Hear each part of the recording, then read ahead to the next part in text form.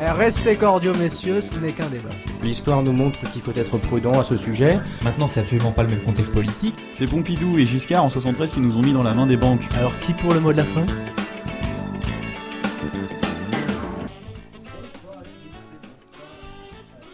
Bonsoir à tous et bonsoir à toutes. Merci de nous rester fidèles sur Radio Rec pour l'émission Politiquement Incorrecte. Et bonne année à tous puisque nous sommes dorénavant en 2013.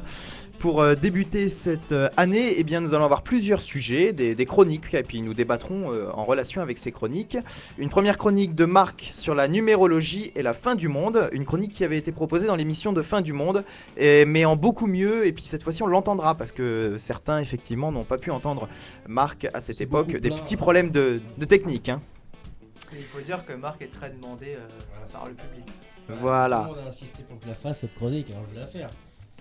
Ensuite, nous aurons une histoire de la fin du monde entre mythe et réalité par Hugo, qui nous parlera de ce sujet. Et oui, je suis enfin de l'autre côté du miroir.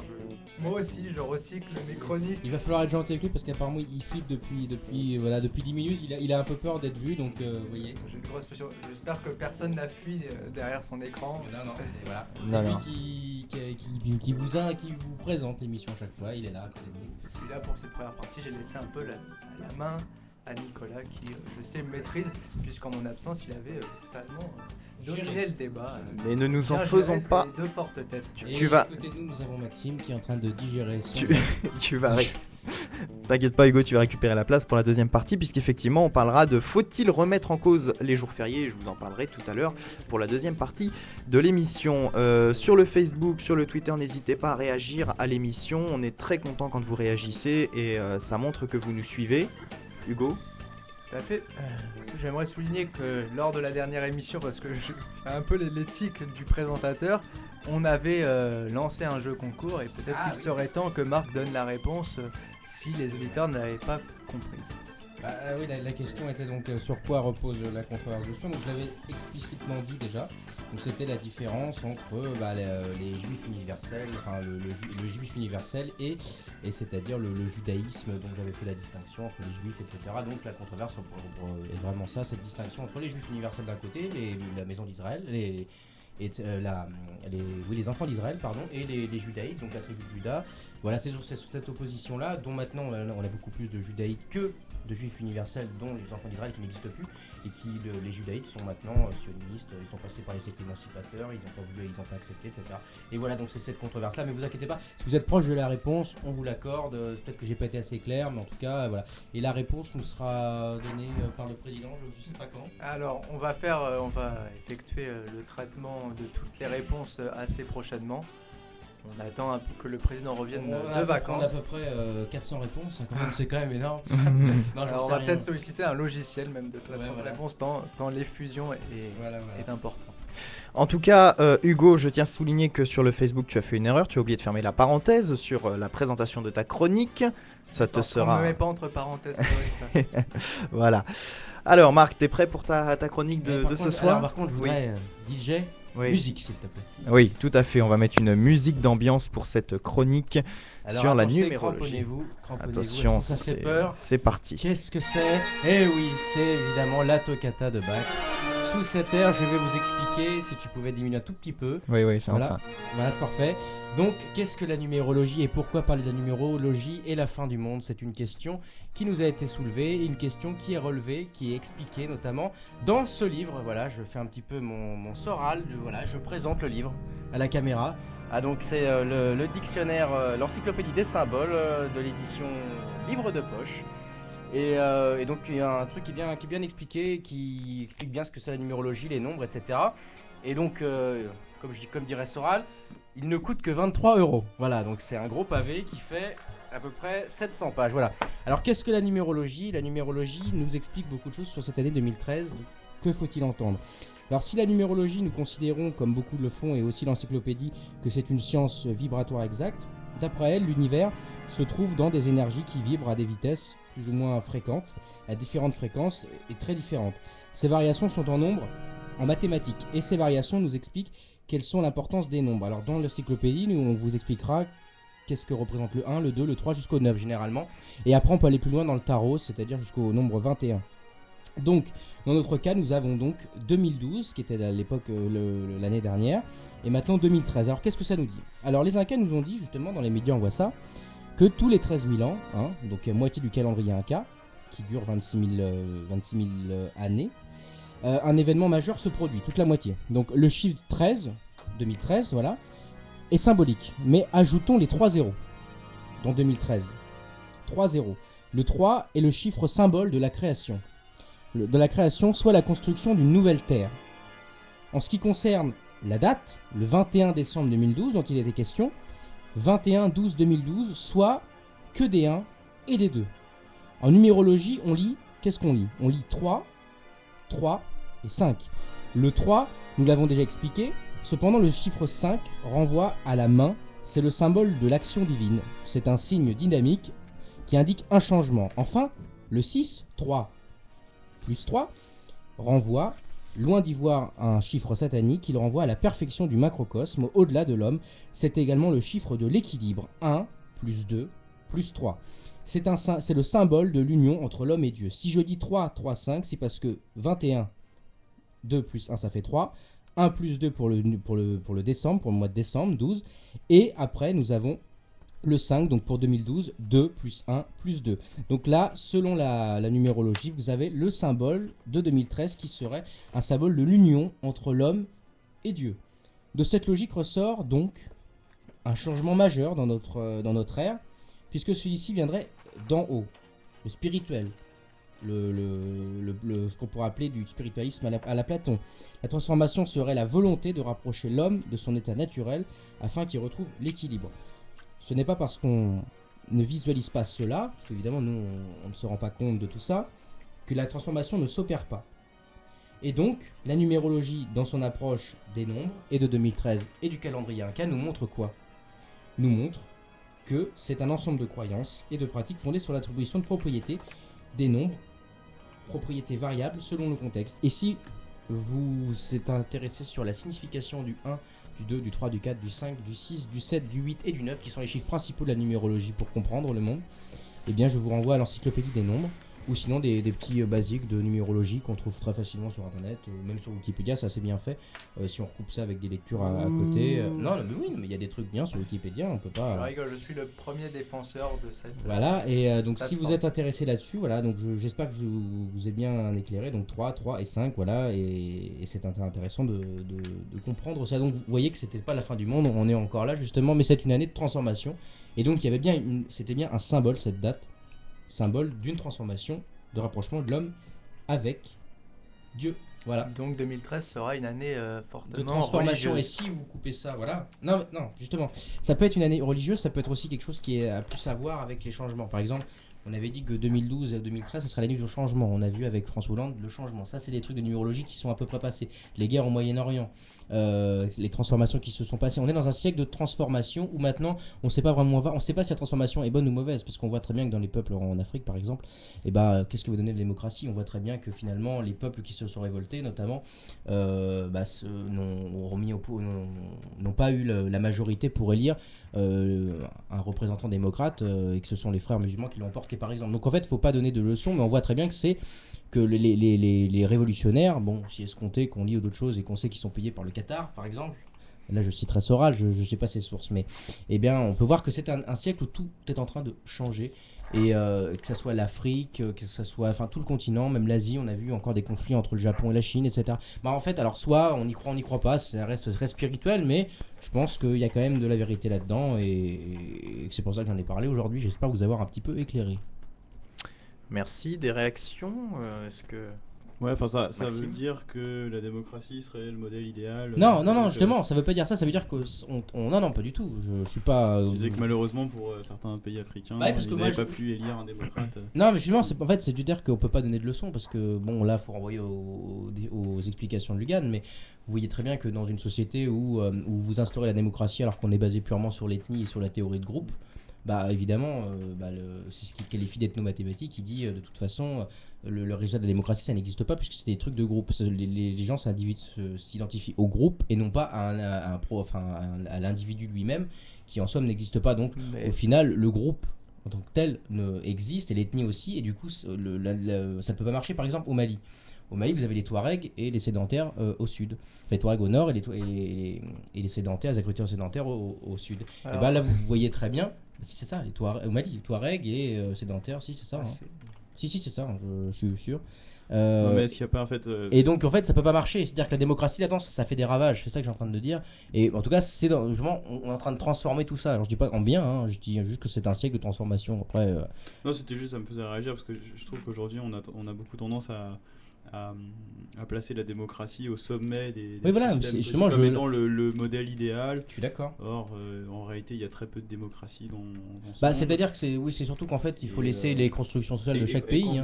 Quand bien même elle serait appliquée, est-ce que c'est le meilleur modèle? Je sais pas. Moi, aujourd'hui, justement, je creuse un peu ces sujets-là et je me rends compte que de donner le pouvoir à la masse, de donner le pouvoir à la majorité. Oui, c'est vrai. Pour moi, ça se discute. Je suis pas sûr. Ça se discute, ça dépend. Oui, mais ça dépend. Moi, des je suis pays. presque en train de devenir aristocrate aujourd'hui. Est-ce que c'est pas mieux que ce soit une élite, effectivement? Mais voilà, aristocratie, les meilleurs, le pouvoir des meilleurs.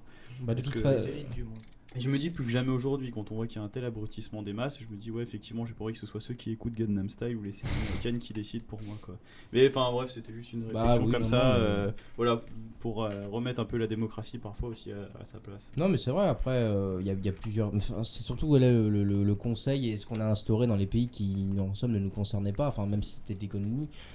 C'est pareil au Rwanda, on a voulu instaurer ça et au final on voit très bien que ça va pas du tout entre les Tutsis et les Hutus, parce qu'avant les Tutsis dominaient, ils étaient 12%, puis maintenant ils sont toujours 12%, sauf que les Hutus ont pris le pouvoir parce qu'ils sont 80% avec ce système démocratique, ils sont en guerre depuis 54, il me semble, 54 ou 59, je sais plus, enfin dans les années 50, et on voit très bien que ça s'arrangera pas. Au Mali c'est pareil, voilà, donc au final... Puis la démocratie d'ailleurs c'est un vaste mot. C'est un concept en plus qui a été plutôt développé en Occident. Voilà, c'est ça. Donc est-ce que c'est pas forcément dans la culture des Africains en général ou même dans d'autres continents. C'est pour ça, est-ce que c'est un modèle universel en plus? Bah, ça dépend aussi, ça dépend de la construction sociale des trucs. Hein. Comme il dit, hein, Lugan, il dit, tout est basé sur l'ethnie. Alors, t'as pas de choix individuel, on va s'identifier d'abord à un groupe et ce groupe va s'identifier à un régime politique. Et tout régime politique est intimement lié avec les ethnies. Donc, il n'y a pas de choix, c'est-à-dire que ce sera toujours des masses contre une autre masse. Et je vois Hugo qui est pas content parce que là, on est en train de critiquer sa chère démocratie. C'est pas du tout par rapport à ça, mais aussi bien en Occident, on voit que le vote est un choix assez collectif. S'il n'y a pas d'ethnie en Europe ou en Occident plus généralement, il y a quand même une impulsion de la part de la famille, de la part du groupe social, qui, je pense, joue un rôle, certes moindre, mais joue un rôle quand même. Mais de toute façon, c'est-à-dire que dans les régimes politiques qui, en Occident, par exemple, celui qui n'a pas voté pour sera toujours pris en considération. En quelque peu, on va pas totalement les jeter. C'est-à-dire que si on oppose la gauche et la droite, par exemple, je sais que Maxime n'aime pas trop ça, mais si on oppose la gauche et la droite, on va dire ils s'opposent, etc. Mais il va pas y avoir de violence. C'est-à-dire que là, dans le cas des Touaregs, les Touaregs sont en guerre contre les agriculteurs sédentaires du sud depuis des années, et ça ne changera pas parce qu'ils peuvent pas s'entendre. C'est pour ça que Lugan propose une séparation. D'un côté, s'ils donnent leur terre, s'ils s'entendent pas, quoi. C'est comme ça, on a une Afrique à 300 États et c'est très bien. Mais ça, je comprends pas bien le rapport avec la démocratie, parce que dans ces pays-là, en fait, souvent ce qui pose problème, c'est la délimitation des frontières. Et d'ailleurs, là, on peut mettre en cause l'Occident, qui est quand même en général celui qui a... ce sont ceux qui ont... cartographier dresser les frontières en Afrique. C'est-à-dire pour ça on voit sur les cartes là, les pays africains, c'est super rectiligne, c'est très droit et tout, parce que c'est des pays qui ont été dessinés par des occidentaux, et on a parfois maladroitement, grossièrement obligé certaines communautés, certaines tribus qui parvenaient pas du tout à s'entendre, on les a obligés à dépendre d'une même nation, quoi. Donc en fait on a créé des États qui n'en étaient pas, quoi. C'est-à-dire, il n'y avait aucune cohérence réellement de tribus, de mœurs, de langues. Et je crois que c'est surtout ça le problème qui se pose là-bas. Et c'est sans doute aussi quand je dis les occidentaux, c'est un peu général, mais je pense que on entretient, je crois qu'en fait on a semé les graines du désordre un peu sur ce continent-là, parce que c'est un continent très riche, on a besoin d'exploiter les richesses là-bas, et donc c'est très bien, ça nous arrange très bien, je pense, qu'il n'y ait pas justement de nation forte qui s'érige là, qui puisse défendre ses intérêts, et je crois que justement ces graines du désordre on les a semées, puis on continue de les entretenir aujourd'hui, quoi. Bah, du coup, ça nous fera un sujet pour une prochaine émission formidable. On pourra en parler plus longuement. Juste une petite question en 2 mots, peut-être à chacun. La numérologie, vous y croyez? Enfin, c'est quelque chose qui... Je veux bien réagir là-dessus. Parce que oui, c'est vrai que c'était le sujet de base. Mais la numérologie, ouais, ça fait partie, je crois, d'une des sciences, un des aspects des sciences traditionnelles, si chères à des auteurs comme Guénon, dont on a beaucoup parlé là. Et j'ai essayé de m'intéresser un peu à ça. C'est très très très très compliqué. Ça dépasse de loin. Ça nous dépasse de loin en fait. Voilà, simplement. Je crois qu'il faut pas.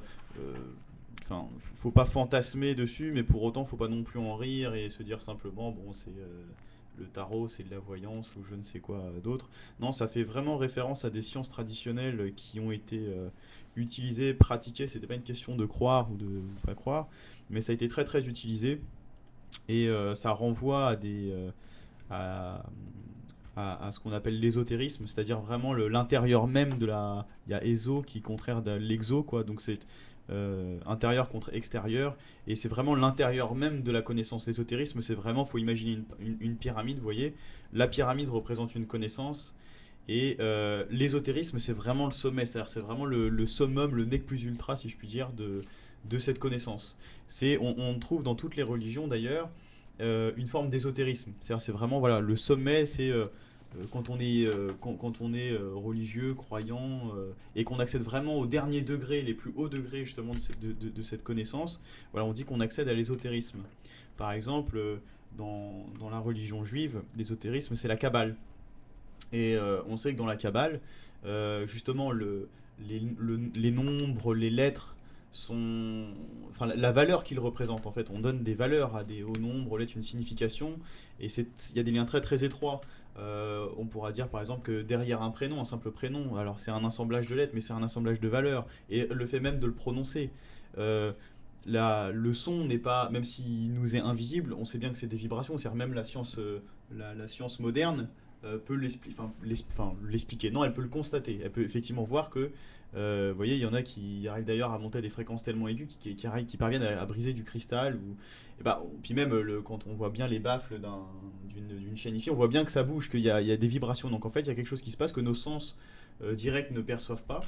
Mais c'est-à-dire que le son a un impact direct sur notre environnement. Et c'est pour ça d'ailleurs que dans certains rituels religieux, même qui touchent à la magie parfois, dans certains rituels, les nombres, les lettres, en fait, tout ça est très étroitement lié, participe, voilà, on crée des chants religieux. On voit souvent que dans les rituels, lorsqu'on est dans un... Il y a beaucoup de chants. Dans les religions, dans les rituels, il y a beaucoup de chants. Parce que justement, il y a tout un art du rythme aussi. Et là, il faut aussi s'intéresser aux travaux de Pythagore, qu'on a appris en 3e, mais sauf que ses travaux, si je puis dire, ne se limitent pas simplement au triangle rectangle. Et voilà, Pythagore est aussi à la base d'une théorie, d'un ésotérisme sur la musique. Et de voir que la musique, c'est pareil, il y a quelque chose d'un peu mystérieux, d'un peu magique, pourquoi pas. Il y a certaines sonorités qui peuvent nous paraître désagréables à l'oreille, d'autres qui semblent plus harmonieuses. Pourquoi? Sur quelle science ça repose, ce genre de choses? Et donc tout ça a été exploité dans des temps plus anciens, où effectivement aujourd'hui ça nous semble, voilà, on aime bien, on écoute un bon son, tu vois, voilà, c'est Gangnam Style et tout, on est très éloigné en fait de tout ça. Mais fut d'autres époques, ça a été pris très très au sérieux. On avait tous les grands rois qui avaient tous leurs magiciens avec eux, à pas confondre avec les sorciers d'ailleurs. Et voilà, il y avait des formules magiques, il fallait faire très très attention à la prononciation. Si on prononçait mal, ça pouvait avoir des effets. On jouait en fait avec les lois du cosmos. Et là, c'est des choses qui me dépassent, que je me suis un peu imprégné en lisant. Ouais. Mais je me rends compte que ma culture d'occidentale moderne ne me permet pas je ne cerne pas bien la portée de tout ce truc-là, quoi. Marc, toi, qu'est-ce que t'en penses? Moi, avant, il y a quelques temps, j'y aurais pas vraiment cru. Puis au fil du temps, en lisant, je me suis dit qu'il y avait quand même quelques liens et qu'il y avait quand même quelques correspondances qui font qu'on pouvait y croire. Et j'ai discuté plusieurs fois avec des gens qui connaissaient la question. Et c'est en fait, c'est vrai qu'il y a beaucoup de choses qui nous dépassent. Par exemple, on discutait, par exemple, vous savez pas, vous posez une question. Imaginez-vous, je sais pas, vous êtes dans votre bagnole, vous avez les bouchons, vous dites merde, fait chier, ça commence à me gonfler. Vous posez une question, vous dites tiens, voilà. Et en fait, chaque chiffre, si vous connaissez la signification, que vous allez croiser quand vous allez vous poser cette question, par exemple, tu vas te dire est-ce que je vais faire si, oui ou non. Et tu vas regarder une plaque d'immatriculation, par exemple, devant. Tu vas dire putain, il y a un 1 et un 2, par exemple. Et bah, tous les nombres que tu croises pas par hasard, parce que le hasard en somme dans la numérologie n'existe pas. Une histoire qui nous attend, ça n'existe pas. Le hasard n'existe pas. Et bien tout est écrit. Et là, en fait, selon le nombre, t'es pas tombé sur le nombre par hasard. Et du coup, t'as ta réponse en fait. Tout est expliqué par là. Et c'est vrai que quand tu fais le lien et quand tu comprends que les 9 chiffres, ce que j'expliquais, les 9 chiffres, leur signification, les 9 premiers chiffres. Eh bien, c'est vrai que des fois c'est pertinent, tu te dis bien, ouais, c'est vrai, c'est ça en fait. Alors après, il y a peut-être un peu de l'effet placebo, 30%, on va se dire peut-être que c'est peut-être parce qu'on a envie d'y croire que ça marche, je sais pas. Mais c'est vrai que c'est quand même très, très intriguant et franchement, je pense qu'il y a de la vérité là-dedans parce qu'on comprend rien. On sait même pas pourquoi on est là déjà. On sait pas pourquoi on est là. Il y a des trucs on comprend pas pourquoi ça se. Il y a des trucs qui nous dépassent tellement que je me dis des trucs comme ça. Enfin, des trucs, sans vouloir froisser le respect de la numérologie. Il y a des trucs, franchement, je me dis. Ça semble logique parce qu'on comprend tellement rien que là ça peut vous expliquer beaucoup de choses. Donc, on apporte une réponse par ce biais-là. Hugo ? Bah, c'est-à-dire que je me suis pas vraiment intéressé à la question, donc pour te répondre ça va être difficile. A priori, pourquoi pas, on dira. Mais vraiment, approuvé quoi. Franchement, j'en sais rien, voilà, approuvé, à approfondir. Hein. Ça m'a intéressé d'entendre ce que disait Marc. Il y a des réponses voilà, qui peuvent être apportées. Est-ce que c'est des bonnes réponses ? Ça, je peux pas le dire personnellement. Ok, eh bien justement Hugo, puisque tu as la parole, on va te laisser la parole pour une chronique sur l'histoire de la fin du monde entre mythe et réalité. C'est à toi. Voilà, précisons que les conditions ne sont pas excellentes dans le studio. Je crois que tu n'as pas précisé. On vous a mis les conditions de la fin du monde pour débattre ce soir. Conséquence de la fin du monde, nous n'avons que 2 micros pour 3. La radio n'avait pas assez d'argent pour acheter des micros après la fin du monde, non ? Comment ça s'est passé ? J'y étais pas moi à cette émission. On n'épiloguera pas sur cette question. Bon, ma chronique s'intitule donc Fin du monde entre mythe et réalité. Entre le mythe et la réalité, c'est pour un peu mettre au goût du jour cette question-là. Comme on le sait, on n'est pas mort, enfin, sauf si je me trompe. On est tous là ici, on a dépassé le 21 décembre avec brio, on a dépassé le 31 décembre avec un peu plus de difficulté pour ma part. Mais en tout cas, on est bien ici.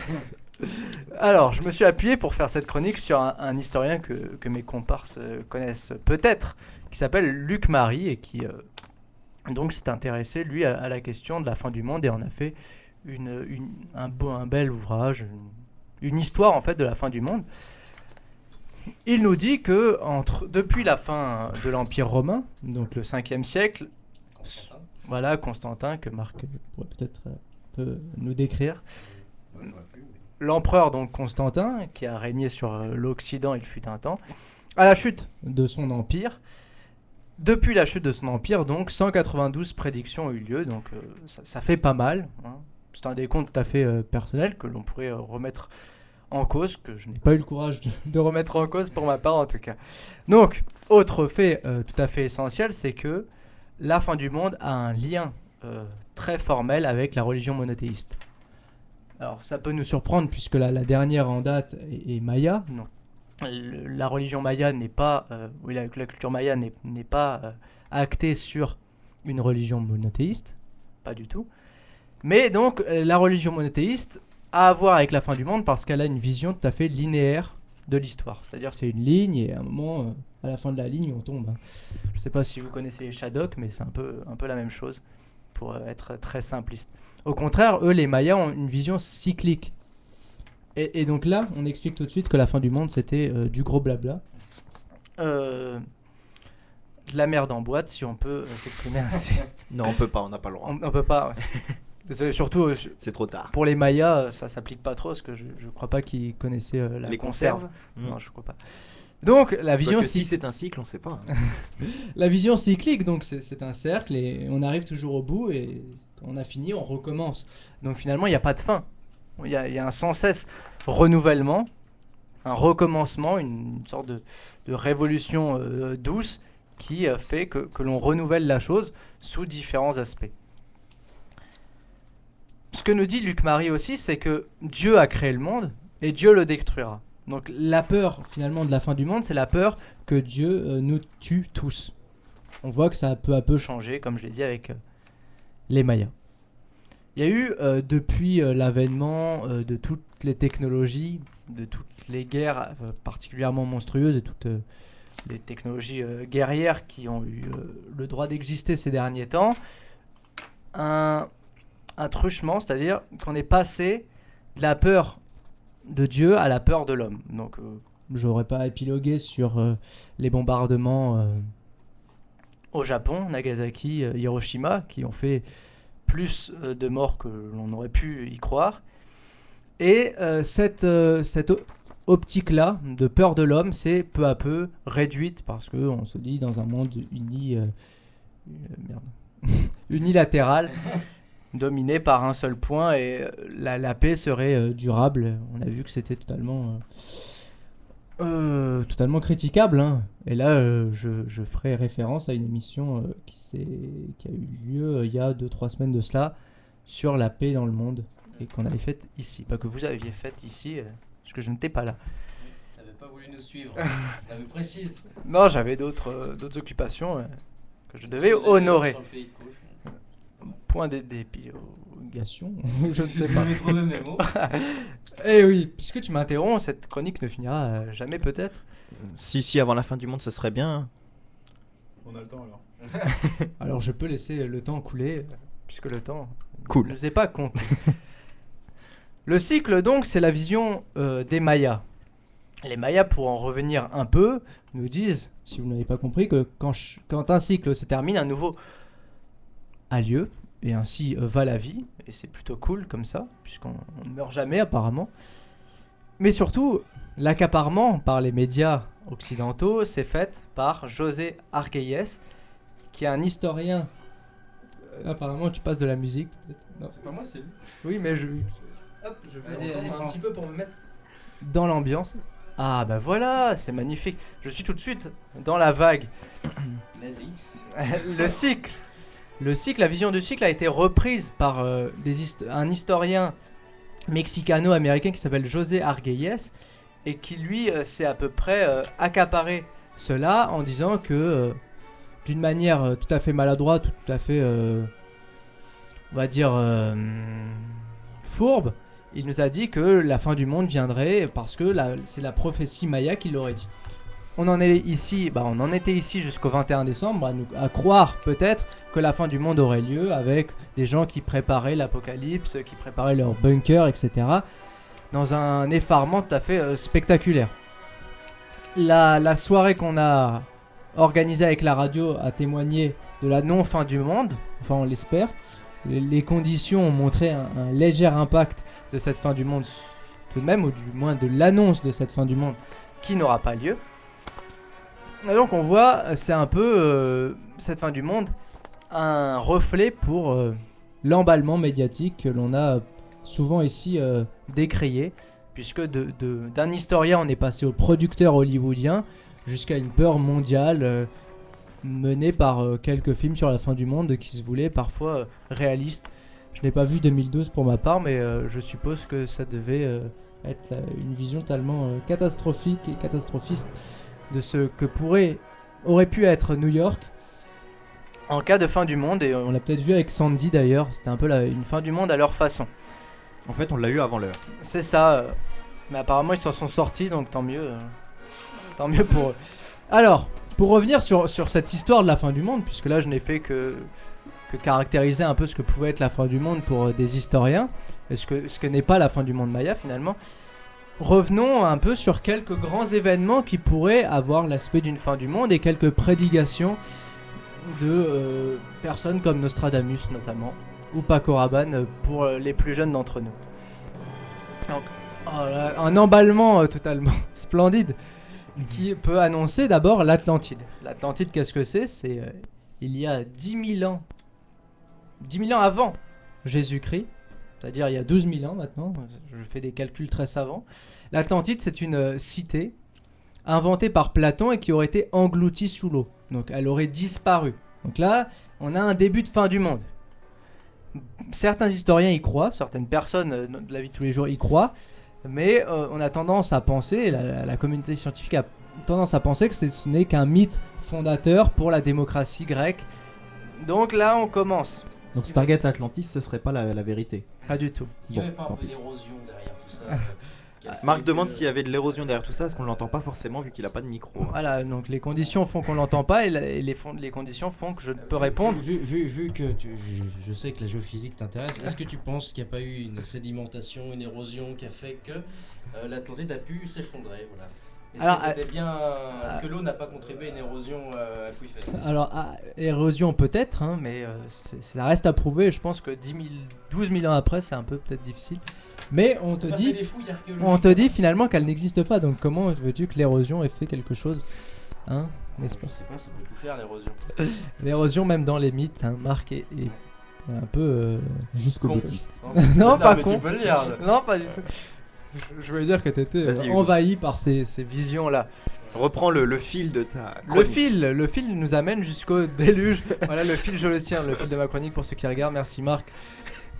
Alors, le fil m'amène au déluge. Déluge de la Bible, emmené par Noé.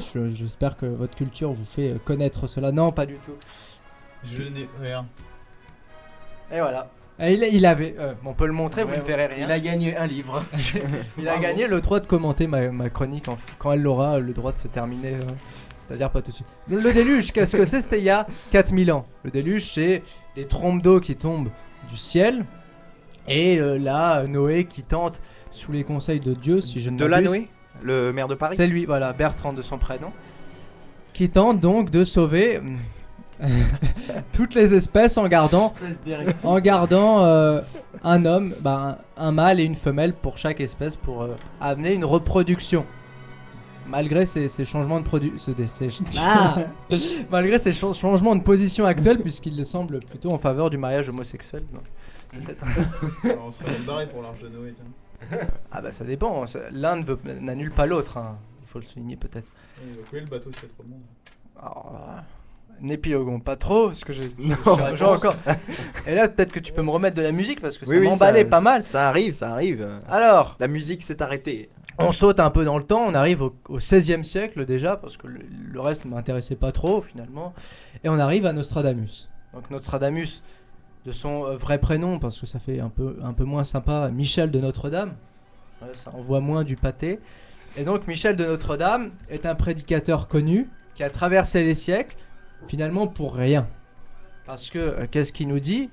Il nous dit, à un moment il y aura un truc, je sais pas trop quand, je sais pas trop pourquoi, je sais pas trop voilà de quelle manière, mais enfin il y aura un truc. Hein. Ah, il nous fait un peu du Maxime en fait. Non. Alors je sais pas. Alors, Maxime, Enfin, Nostradamus dit le comtesse. Il y a des événements annonciateurs, mais on ne les date pas. On ne les spécifie pas, on ne les caractérise pas, donc c'est un peu du vent dans les voiles et des meufs à poil comme dirait l'autre.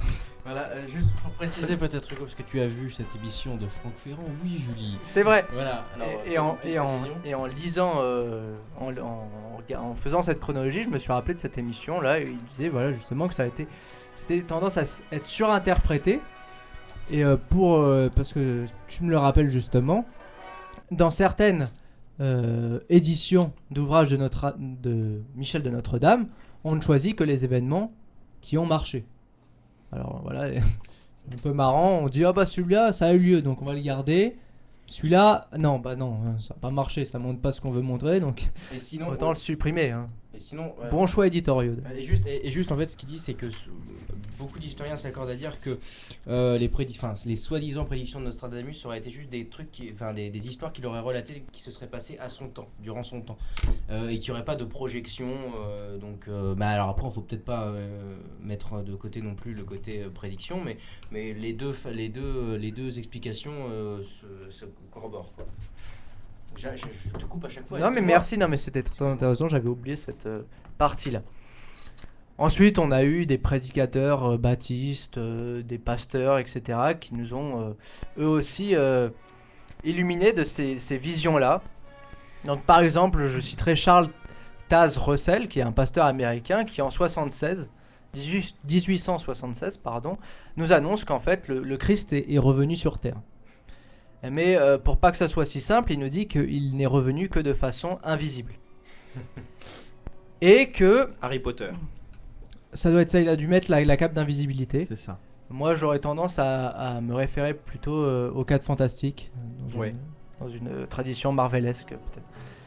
Et donc, parce que pour préciser un peu cette vision, dans les 4 fantastiques, il y a la femme invisible. Voilà. C'est l'émission de Noël, hein, c'est pour ça on tourne un peu autour du fantastique. Hein. C'est ça, et c'est pour les enfants si vous avez oublié de leur... D'ailleurs, j'ai une blague pour les enfants, si j'en ai pas la garder. En plus, quand on parle de pasteur, c'est un peu marrant. Ouais, en plus, oui, c'est très catholique ce que j'allais dire en plus. Alors, bon, Charles Taz Russell, en plus de nous dire que le Christ est là, il nous dit que la destruction des institutions terrestres, et puis après l'établissement du royaume de Dieu sur terre, est prévu pour 1914.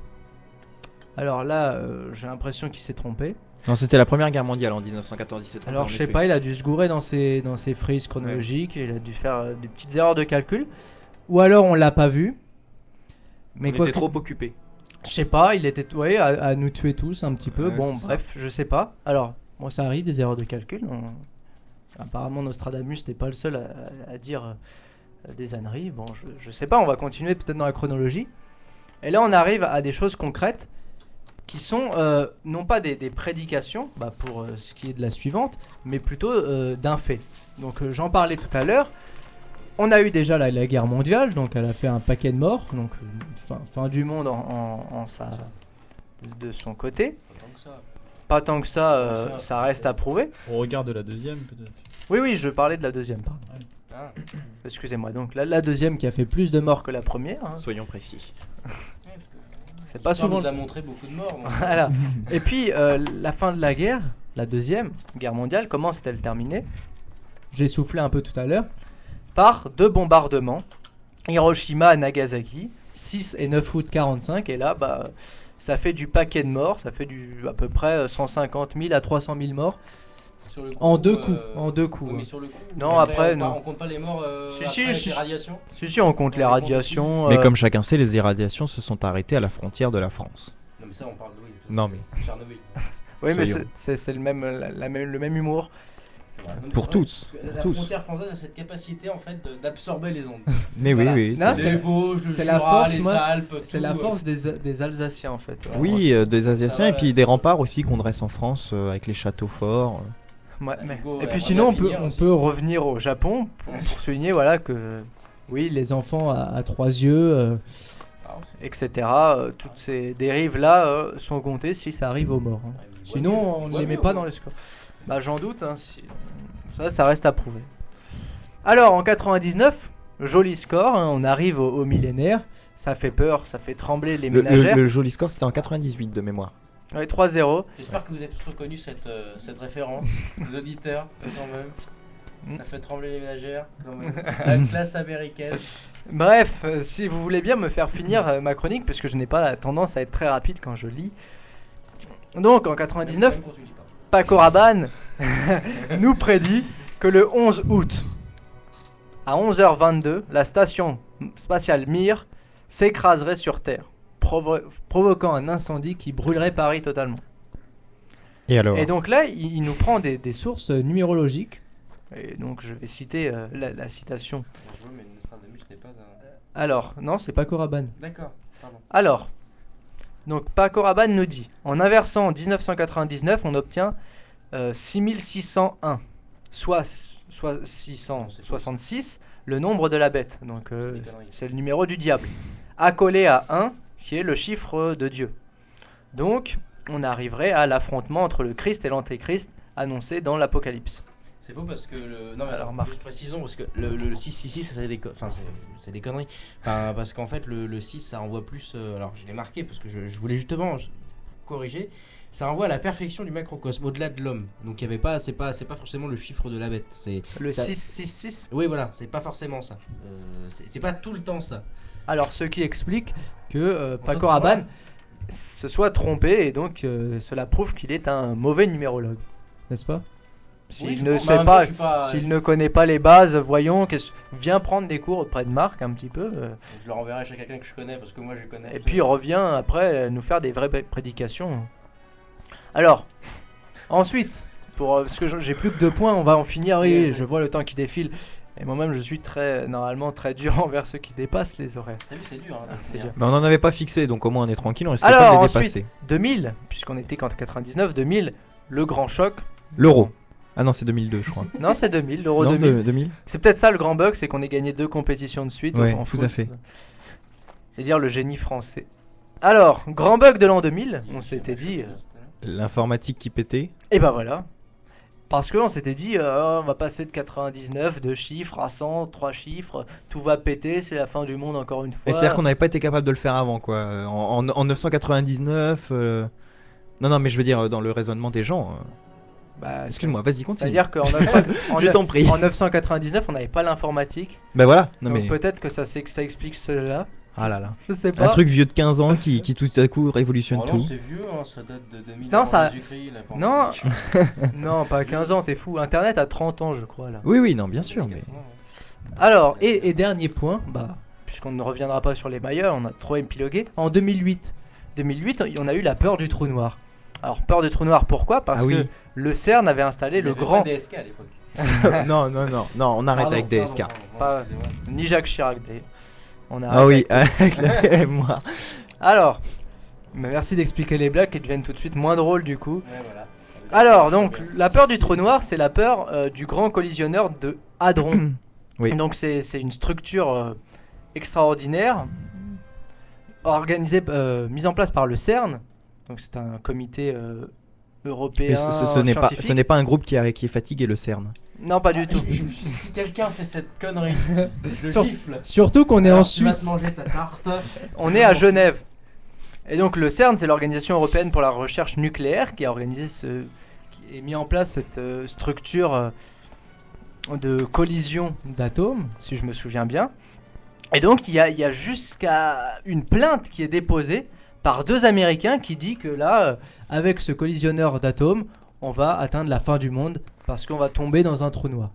C'est dire dans quelle folie et dans quelle paranoïa on peut tomber parfois, puisque jusqu'à preuve du contraire, on n'est pas encore tombé dans le trou noir, pour ma part en tout cas.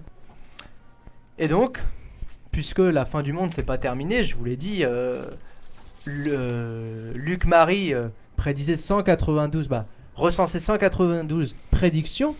D'autres sont à venir et Maxime, mon comparse tout à l'heure, parlait de la Kabbale et eux-mêmes prévoient la fin du monde dès 2014. Donc, enfin, eux-mêmes, faut voir qui, quoi, parce que n'y a pas de représentant de la Kabbale officielle. La Kabbale, c'est vraiment une connaissance. Bon, j'espère que c'est pas Madonna en tout cas qui nous annonce la fin du monde. Ah non, Madonna. Avec la Kabbale au fond du jardin. À mon avis, elle a pas. Mais elle a pas le niveau, je crois. Ouais. Mais en tout cas, les Kabbale fait partie de la secte. Elle s'en réclame, oui, c'est sûr. Voilà. Alors, précisons quand même, pour ne pas tout négliger, oui, je vais finir. Ah, mais il n'y a pas de problème. Que la fin du monde a déjà eu lieu, si on peut parler ainsi. Avec cette chronique, merci. C'était la fin du monde, merci, au revoir. Avec l'élection de François Hollande. Non, c'est bien plus ancien, ça n'a rien à voir avec ça. C'est-à-dire qu'il y a 65 millions d'années, on a eu un astéroïde qui s'est écrasé au Mexique, déjà au Mexique, et qui a provoqué la disparition de plus de 70% des espèces, dont les dinosaures. Donc peut-être que de là viendra la renaissance de la Terre, si elle n'est pas totalement exterminée. Merci, messieurs. Excusez, Nicolas, vous avez dit que mon émission n'était pas intéressante. Je voudrais savoir pourquoi vous dites ça. L'émission, merci Marc. L'émission, mais je m'en fous, c'est pas grave. Cette chronique. Non. Ouais. Bref. Merci François. Merci Hollande, François. Merci François Hollande. Allez, on peut lancer. Je ne veux pas dire aux Français que tout va bien. Voilà, donc j'arrête, c'est bon, j'en ai marre. À la fin, ça a dérivé vers le chinois quand même. On n'était plus trop dans le Hollande, on était dans le chinois. Ouais, mais je suis pas préparé. Ah là là. Un jour, il sera prêt. Tu vas avoir le temps de faire des vocalises. On va passer à notre pause, à moins que vous souhaitiez réagir. Je pense que vous l'avez fait pendant la chronique. Non, j'ai pas beaucoup réagi. Moi, j'ai laissé parler Hugo. Maxime, alors en deux petites minutes maximum, Maxime. Alors ça, non, ça, ah bah si, c'est le jeu. Ah, juste combien de temps il a parlé, je parle. Là, tu es déjà en train d'empiéter sur tes 2 minutes, Maxime. Ah, ok, grand Manitou, grand Manitou. C'est son top départ. Non, mais surtout que si, c'est parce que j'ai beaucoup de choses à dire et ça va être difficile de tout organiser comme ça en disant 2 minutes. Avec Maxime qui fait ça. Mais je me dis que effectivement aujourd'hui Moi, je vais te dire pourquoi déjà je croyais pas à ce truc des Mayas et tout, c'est parce que tout le monde en parlait, et surtout sur Facebook. Pour moi, c'est un indicateur, tu vois, c'est Donc de la Facebook, merde. le nouvel indicateur de... C'est l'indicateur, c'est la concentration de médiocrité, effectivement. Plus il y a un truc qui est déployé, qui est développé. En fait, plus tu sais que c'est de quelque la chose merde. est connu pour toi, plus c'est de la merde. Non, j'ai dit Facebook. Oui, mais enfin, Parce que c'est la tout le même monde chose sait avec qu'un le jour, Gunman Style ou avec d'autres choses. Donc, voilà, oui, c'est ça. autant Ces effets avec de la mode, télévision, ces effets de on va mode pas qui relancer apparaissent le puis qui débat. disparaissent. Tu Voilà. vois, c'est la mode. En fait, la mode La en mode. soi, c'est de la merde. Voilà, c'est ça D'accord. que je veux dire. Et effectivement, il y avait. Dit-il en portant un pull rose. Bah, justement, non mais pourquoi c'est à la mode? Oui. Le rose c'est est très à la mode. ce genre de. Moi, je de le pull porte est parce à que la c'est mes parents qui m'ont acheté, donc voilà. Donc c'est tes un parents cadeau sont qu'on à la m'a mode. fait, Tes voilà, parents sont bah, à la mode. ils ont pensé Tes que parents. j'allais peut-être être beau là-dedans, et donc voilà. Enfin, c'est pas le sujet. mode. Non, mais tu vois comme quoi. Non, mais Je c'est. le porte, c'est pas parce que je me suis dit tiens, je vais être à la mode, tu vois, c'est parce qu'on me l'a offert et donc je le porte. Donc finalement, Voilà. même une chose de mode que tu porterais sans savoir que c'est la mode, c'est bien. Donc Facebook, si tu vas sans penser que c'est la mode, que tu vas juste comme ça, c'est bien finalement. Non, c'est parce que moi ça me sert, j'utilise à ma manière.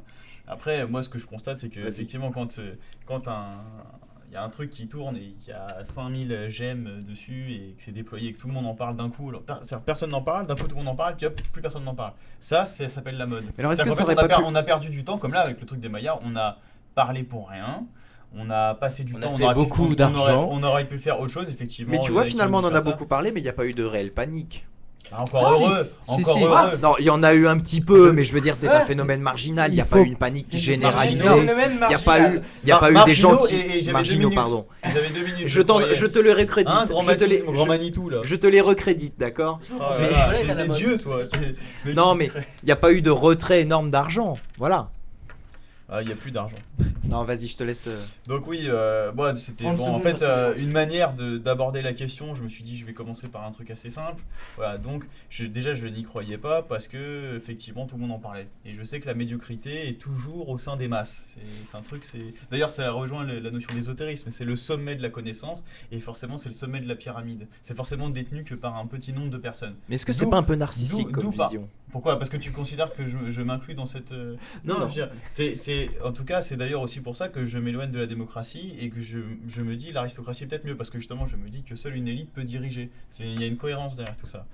Et donc, je crois qu'en fait, justement, le problème aujourd'hui, c'est que, étant donné qu'il n'y a plus aucune verticalité qu'on a détruit toute forme de transcendance, c'est-à-dire voilà, ce lien vertical qu'il y a le 1, voilà, tu parlais dans la numérologie, le 1 est effectivement le symbole de l'unité primordiale et donc de Dieu, quoi, puisque d'ailleurs le 1 est tout et indivisible. Tu vois, il y a des signes comme ça, quoi. Et donc voilà, on considère qu'on est des créatures, il y a une origine, on est une manifestation, on n'est pas l'alpha et l'oméga de ce monde. Et aujourd'hui, en fait, on a tellement détruit toute forme de transcendance qu'on n'a plus aucun repère, je crois, et ce qui fait qu'on est... on croit un peu tout et n'importe quoi, on ne sait plus vraiment pourquoi quelque chose serait vrai, et du coup pourquoi autre chose ne le serait pas, et finalement on cède à toutes les rumeurs, et il y a des effets de masse, de foule, de mode, voilà, je pense que là c'est un truc qui s'explique, quoi. Et justement, l'intérêt des doctrines traditionnelles, dont la numérologie est un des aspects, je crois que l'avantage justement c'est que ça a redonné un certain sens. Et je crois justement quand on parle d'apocalypse, de fin du monde, c'est aussi une très très mauvaise interprétation de nos contemporains qui voient là la fin du monde, c'est-à-dire la Terre explose, quoi. En gros, c'est le schéma type hollywoodien. Hollywood d'ailleurs aussi l'illustration de la médiocrité moderne, je trouve. C'est voilà, Hollywood, Facebook, pour moi c'est à peu près le même. Bah, pas tout à fait, parce que pour en reprendre l'étude de Luc Marie, il nous dit que l'apocalypse, ça vient toujours soit du ciel, donc le déluge, comme j'ai montré tout à l'heure, ça peut être, je sais pas, de la foudre, etc., ou des entrailles de la terre, donc les Oui, entrailles mais voilà, qui mais s'effondrent. Alors, Alors, c'est pas- Apocalypse, je crois, étymologiquement, ça veut dire lever de voile. Il y a quelque chose Donc, qui a à c'est voir pas avec la forcément vérité et la hollywoodien, tu vois, lumière. C'est pas forcément hollywoodien, dans ce sens-là. Non, mais c'est Enchaînement Hollywood, en de fait. catastrophes naturelles. Oui, mais enfin. Oui, après ça devient du Peut-être spectaculaire. enfin, Hollywood pour moi est effectivement le théâtre et le promoteur, le propagandiste de la médiocrité moderne. Et sans doute que du coup, on a aussi un certain nombre de chercheurs ou d'intellectuels qui sont aussi dans cette logique. C'est-à-dire que pour moi, là, ce que tu décris, là, ce que dit l'auteur, c'est-à-dire que l'apocalypse doit forcément passer par en gros une catastrophe climatique.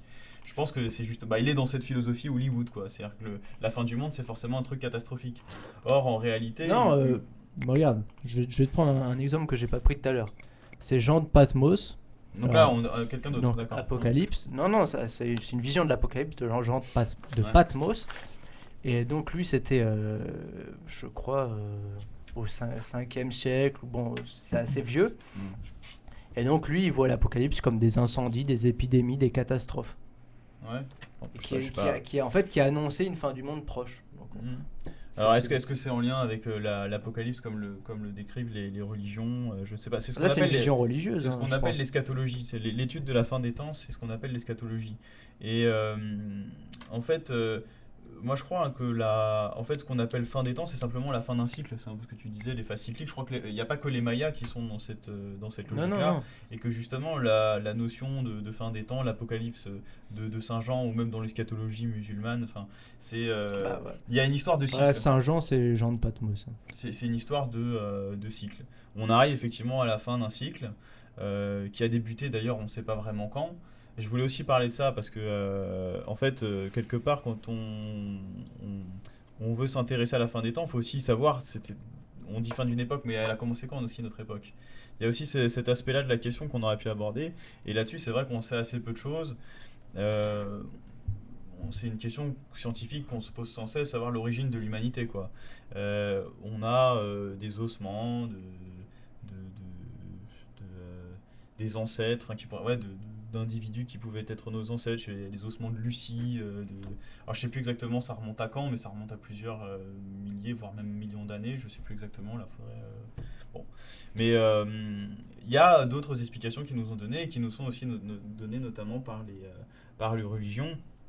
Et aussi par certaines doctrines traditionnelles, quoi. On explique qu'à l'origine, il y avait, de même qu'il y avait l'unité, c'est-à-dire voilà, Dieu est le commencement de tout, et donc aussi au départ, il y avait une race humaine, une langue humaine, etc. Et qu'en fait, tout était, étant donné que l'être humain était très proche, je dirais chronologiquement, du souffle de Dieu, du souffle divin qui l'a créé, en fait, il est pas parfait, mais disons que c'est là où l'humain était le meilleur. Voilà. Et que plus on s'éloigne du souffle divin, c'est-à-dire de ce moment de création, et puis en fait, parce que nous sommes corruptibles, on se détériore. Donc en fait, ça serait une vision complètement contraire au progressisme dans lequel on est ambiant, qui consiste à dire qu'en gros, chaque heure qui avance, l'humanité se porte mieux parce qu'on a plus de soins, parce qu'on a plus d'armes, de technologies, de ce genre de choses. Là, cette vision-là, je ne sais pas laquelle est la vraie, je suis juste là à l'amener, à la suggérer comme ça, je trouve qu'elle est intéressante. C'est l'inverse, c'est de dire au contraire, non, l'humain était bien mieux au moment de sa création qu'aujourd'hui. Et que justement, d'ailleurs, dans l'eschatologie, on dit qu'à la fin des temps, par exemple dans l'eschatologie musulmane et chrétienne, on dit que justement le Messie va revenir. Parce que voilà, c'est le moment où, quelque part, on sera tellement moisi, on sera tellement pourri qu'il faudra à nouveau nous remettre et là repartir sur un cycle. Et comme si là, du coup, étant donné qu'on est peut-être à la veille justement de cette apocalypse, symboliquement parlant, voilà, et ben c'est peut-être qu'effectivement l'être humain et peut-être dans son stade le plus pourri qui soit, quoi. Et ça rejoint, moi ça m'intéresse parce que moi c'est une intuition que j'avais, vous le savez, depuis le départ, sans au départ m'intéresser aux religions et tout, je trouvais bien qu'il y avait quelque chose d'un peu moisi dans cette époque. Et c'est-à-dire que les religions, quelque part, c'est pour ça que je m'intéresse aux religions, c'est que le point de vue religieux concorde avec le mien. Et en fait, ce qu'on nous explique, c'est qu'au départ, il y avait cette race humaine, on dit d'ailleurs que c'était les hyperboréens. Ça, c'est les Guénons qui expliquent ça. Oui, c'était les hyperboréens. Que d'ailleurs, le langage, la langue était ultra cohérente. Par exemple, aujourd'hui, si je te montre ça, je te dis que c'est un stylo, tu vas, voilà, ou je te dis stylo sans te montrer, tu vas tout de suite te représenter un stylo parce que c'est sur la base de ton apprentissage. Tu as appris que ça c'était un stylo et donc tu mets le mot stylo. Si on t'avait dit que ça s'appelait lampe, tu l'aurais appelé lampe et tu n'aurais pas compris la logique. C'est-à-dire qu'en fait, les mots, les lettres en soi n'ont plus vraiment de sens. Ce qui rejoint aussi ce déclin de cette transcendance. En fait, il n'y a plus de sens réel. Tu emploies un mot, mais tu sais pas pourquoi. Et alors avant? Et bah apparemment en fait ce qu'on explique c'est qu'il y avait une cohérence directe, c'est-à-dire qu'il y avait des lettres qui étaient comment on appelle ça déjà, c'est-à-dire que c'était déjà en soi des dessins qui représentaient en partie l'objet et donc l'addition de ces symboles là c'était évident, c'est-à-dire que tu n'avais limite pas besoin d'apprentissage, c'était une langue qui était assez évidente et en fait, tout ça était aussi. Il y avait une cohérence aussi avec le milieu naturel dans lequel les êtres humains étaient, c'est-à-dire qu'ils comprenaient justement l'astrologie. Tu vois, quand on parle aujourd'hui, on parle d'astronomie, mais en fait, à l'époque, c'était la même chose. On arrivait en fait à. Tout était évident, on comprenait, comme si on comprenait tout en fait. Tout était logique autour de nous. Et que progressivement, bah voilà, d'un peuple, il y en a eu deux, il y a eu des scissions. D'ailleurs, les Atlantes, tu parlais de l'Atlantide, les Atlantes seraient justement issus de des Hyperboréens. Et pourquoi il y a la musique là? Parce qu'il faut qu'on lance la pause. Attends, mais il y a de la pub ou quoi? Il y a McDo qui veut faire sa pub. Pourquoi tu me laisses pas finir? Vas-y, je te laisse finir. Ah non, mais il y a de la musique derrière, c'est emmerdant. Enfin bon, j'ai pas le choix, c'est pas moi qui décide. Mais donc oui, les Atlantes qui, alors on sait pas, ils existent pas, certains historiens y croient, d'autres n'y croient pas. Toujours est-il que justement j'avais noté Noé, parce que dans certaines traditions on dit que bah oui, c'est l'arche de Noé, c'est le même moment où justement l'Atlantide a été engloutie par le déluge, quoi, par les flots.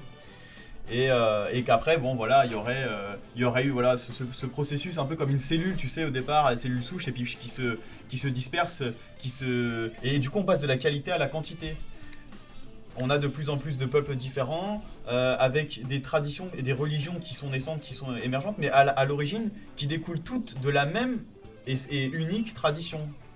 C'est pour ça d'ailleurs qu'on retrouve beaucoup de points communs dans les religions monothéistes, qu'on retrouve aussi beaucoup de liens entre les religions monothéistes et la mythologie gréco-romaine, et puis d'autres, on parlait des Mayas, mais en fait, parce que selon cette vision-là que je suis en train de développer, elles sont toutes issues d'une seule et même tradition, la tradition primordiale, voilà, dont Guénon parle souvent, et qui était finalement la toute première de notre cycle. Donc voilà, on a... juste pour dire un mot, j'ai l'impression qu'il n'avait pas tout ce qui est culture préhistorique qu'on a maintenant. Ouais. Ça serait bien avant, ça serait bien avant. En fait, c'est-à-dire que la science moderne nous permet de remonter jusqu'à un certain stade, mais on ne sait pas, est-ce que c'était les premiers hommes? Est-ce que... Enfin, en fait, on ne peut rien définir. On a beaucoup retrouvé on évolue peu à peu pour arriver jusqu'au premier, parce qu'on espère être le premier. Entre tradition et avenir, on en reparlera peut-être dans l'une de nos prochaines émissions. Il y a les grottes, effectivement, où on a pu retrouver des restes, des dessins, tout ça, parce que justement... on en parle régulièrement et ça fera peut-être l'objet d'une future émission.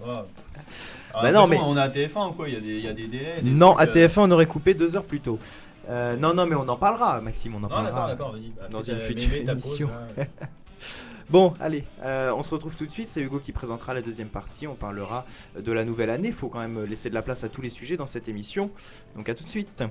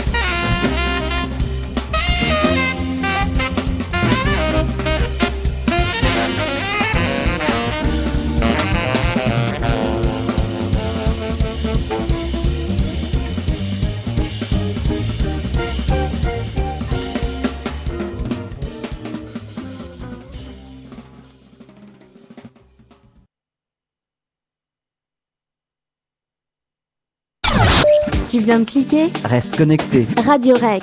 www.radio-rec.org.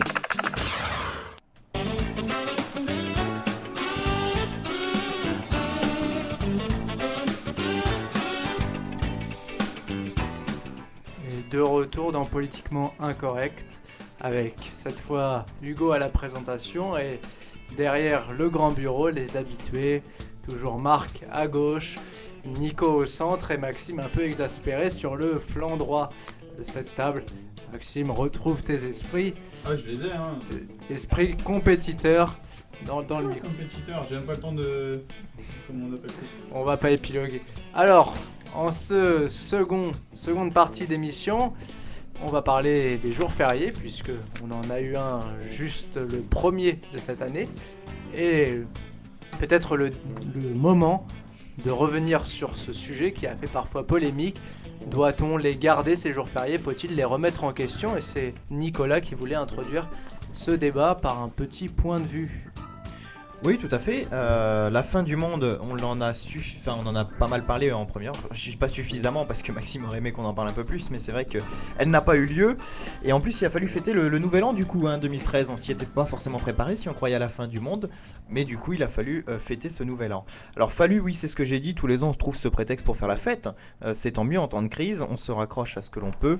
Alors, fêter le nouvel an. Pourquoi fêter la nouvelle année ? Eh bien, pour fêter un cap, comme son propre anniversaire que l'on célèbre tous les ans, sauf que là c'est le monde entier qui fait la fête au fur et à mesure, enfin en fonction des religions, on en fait plus ou moins, puisque ici en France quasiment tout le monde fête le nouvel an, mais c'est vrai que dans certains pays peut-être que d'autres le fêtent moins. Alors ne le faites pas, oui. Enfin, le faites autrement. En Chine, ça va être... il y a le nouvel an chinois, on va avoir le nouvel an de religions, etc. Hein, voilà. Alors, je me suis intéressé au pourquoi du comment. Pourquoi faire la fête le 31 décembre et pourquoi envoyons-nous des joyeux anniversaires à tout le monde des minuit et les jours suivants. Des joyeuses années, pardon.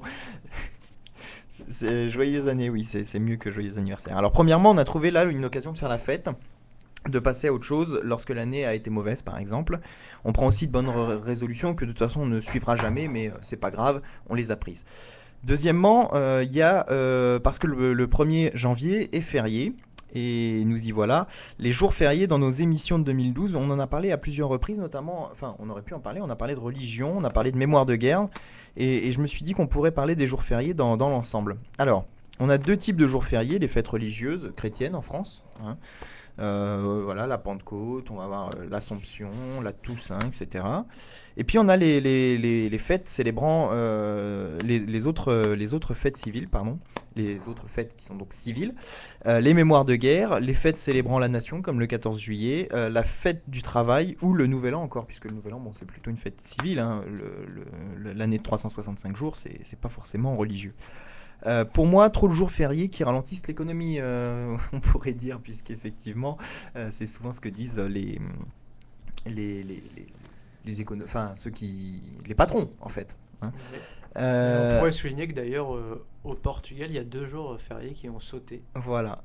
Parce qu'en temps de crise, il fallait faire des économies. Alors oui, c'est ce que je pense. Pour une fois, ça peut paraître un peu libéral comme idée venant de ma part, hein, puisque d'habitude, c'est pas vraiment ce que je pense. Mais en fait, je trouve que c'est bizarre. Ce qu'il y a de bizarre dans les jours fériés, c'est d'abord qu'on ait conservé les fêtes religieuses dans un pays qui est laïque. Voilà. Donc certains crieront à la tradition, c'est principalement traditionnel. On ne veut pas remettre en cause les jours fériés de toute façon en bons travailleurs. Parce que sinon on perd des jours de congé finalement, parce qu'aujourd'hui la population de façon générale est moins concernée par les jours fériés chrétiens qu'auparavant.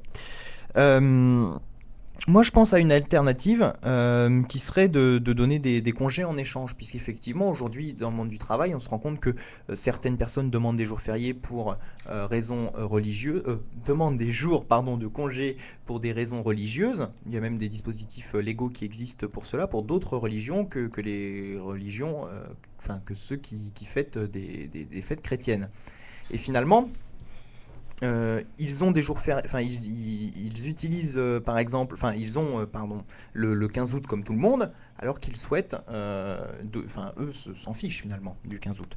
Donc pour moi il faudrait faudrait mettre en place des jours de congé en échange quand même pour pas laisser les gens sans, mais on supprimerait donc les jours fériés pour raisons religieuses, enfin on les mettrait sous une autre forme. Et évidemment aucun justificatif nécessaire pour prendre ces congés, enfin voilà, mais comme ce serait des congés ponctuels pour la raison qu'on connaît pour beaucoup de monde, ce serait un dispositif que moi je mettrais en évidence, ce serait de changer un petit peu cette façon. Enfin, outre les fêtes religieuses concernant les jours fériés, il nous reste les mémoires de guerre. Alors moi je m'interroge sur la logique d'arrêter le travail et de célébrer la victoire ou les morts. Enfin, c'est vrai que je me suis interrogé sur cette question. C'est pas forcément logique voilà, on a fait un jour férié là. C'est vrai que on peut se demander pourquoi ces raisons-là. On crée une hiérarchie aussi entre les conflits. Bon, la Première Guerre, la Deuxième Guerre mondiale, c'est subjectif finalement, parce que il y a eu des guerres avant, il y en a eu après, qui ont impliqué plus ou moins de pays. C'est vrai que c'est assez spécial. Plus ou moins de morts. Oui, voilà, tout à fait. Donc voilà, on privilégie la mémoire de ces guerres.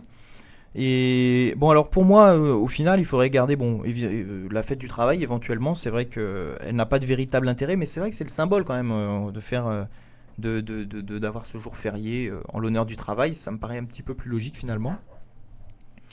Et puis le jour de l'an, si ça fait plaisir à tout le monde, on peut le garder comme férié, hein, c'est le début de la nouvelle année, voilà. Et puis la fête nationale qui est aussi importante, ce sont les vraies fêtes civiles voilà.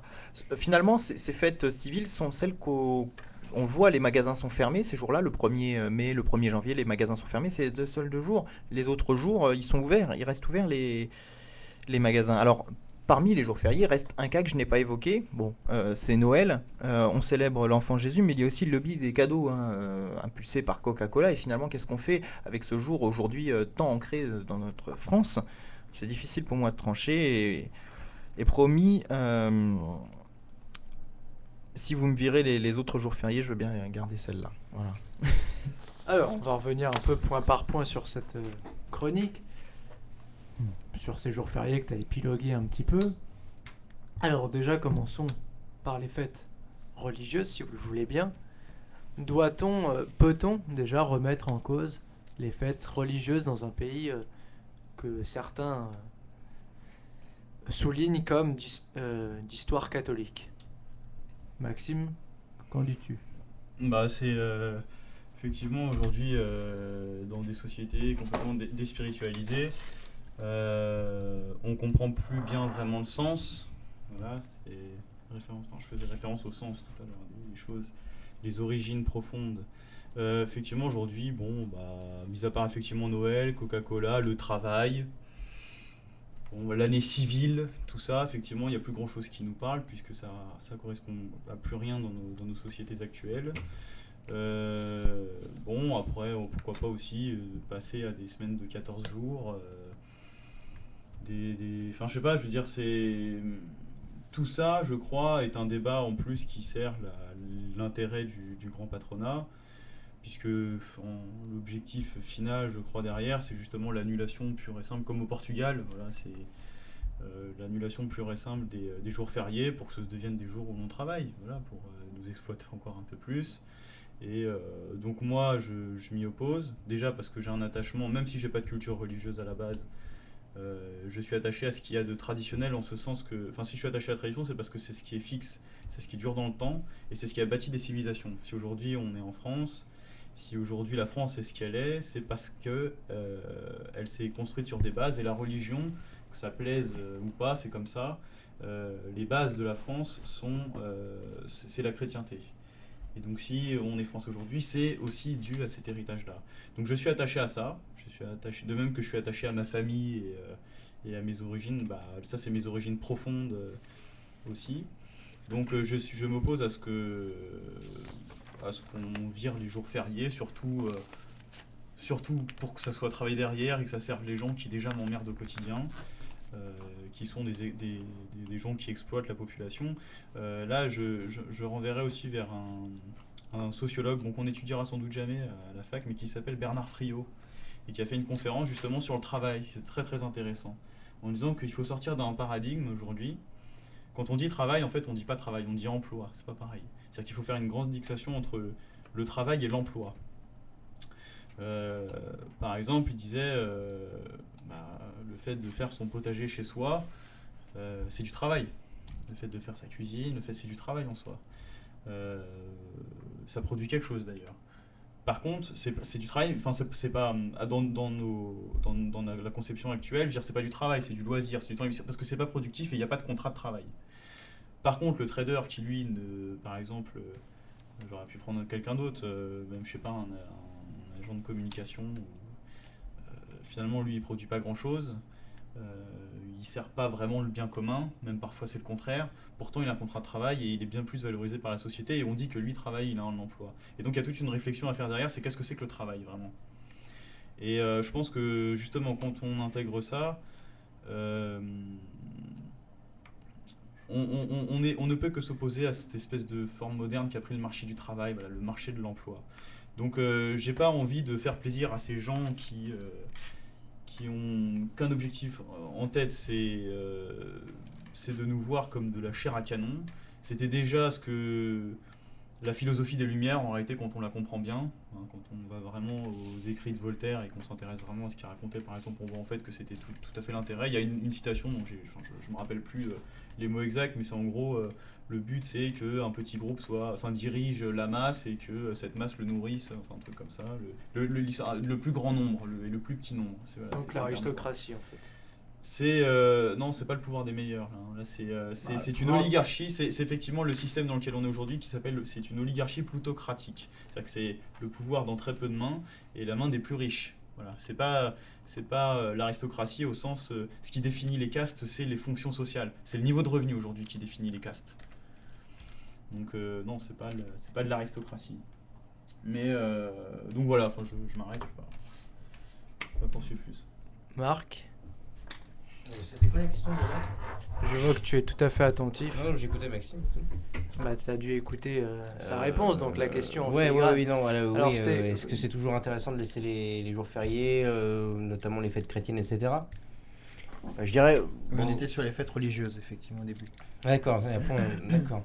Non, bah alors, vu qu'il ne nous reste pas beaucoup de temps, je vais élargir un petit peu. Tout ce qui est fait de religion, je pense qu'évidemment, il reste beaucoup de chrétiens et beaucoup de croyants, et je pense qu'il faut aussi respecter ça. Et quoi qu'on en dise, même si on n'est pas religieux et on est athée, eh bien, on est bien content de ne pas travailler ce jour-là, et on est bien content que, pour une fois, on puisse avoir une journée de repos, et je suis justement pour qu'on laisse ces fêtes, parce que, comme disait Maxime, il y a une signification derrière. C'est pas quelque chose de néant et c'est que beaucoup de personnes s'identifient à ça, même si beaucoup de gens, évidemment, c'est plus un jour de congé. Il y a quand même toute une valeur derrière, hein, l'ascension, etc. Et il y a tout ça qu'il faut prendre en considération et je pense que tout ce qui est fait comme ça, et ça rejoint aussi tout ce qui est fait historique. Moi je suis pour, Nicolas, j'étais pas d'accord parce que Nicolas, du coup, je vois pas l'intérêt que ce soit un jour férié. Je pense que c'est des dates qu'on fait quand même la France, qu'on fait le pays.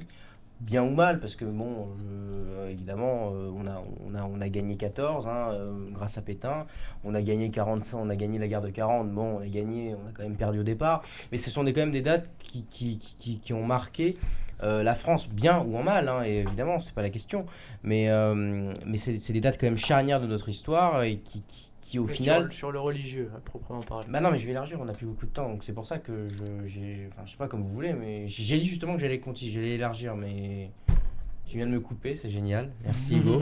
C'est génial, je sais plus où j'en étais. Tu parlais des guerres. Ouais. Ah oui, non, bah je sais pas, tu veux que je revienne au religieux, j'ai déjà fini moi, alors Nico, vas-y. Non, vas-y, je t'en prie.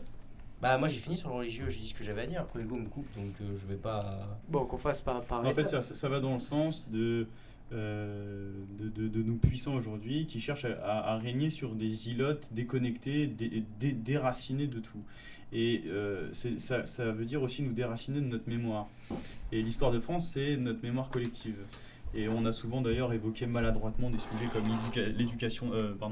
l'identité nationale, ce genre de choses. Et là, je crois justement qu'on s'en prend clairement à un passé commun. Et c'est pas un projet qui me tient à cœur, quoi. Mais tu vois, là, c'est sur tu parles par exemple des guerres. Pas nécessairement. Non. Parce Il y a aussi les fêtes religieuses. Voilà, bah alors sur les fêtes religieuses, je suis pas. C'est aussi l'histoire de France, je veux dire la chrétienté. Moi, je conçois la religion quand même comme quelque chose d'à part. C'est normal, en bon républicain, laïque, comme voilà, c'est Tout notre à fait, époque. voilà. T'as été bien éduqué, c'est tout. Voilà. Oui. Et en fait, c'est dans ce sens que je me dis, mais aujourd'hui, déjà, ce serait plus simple.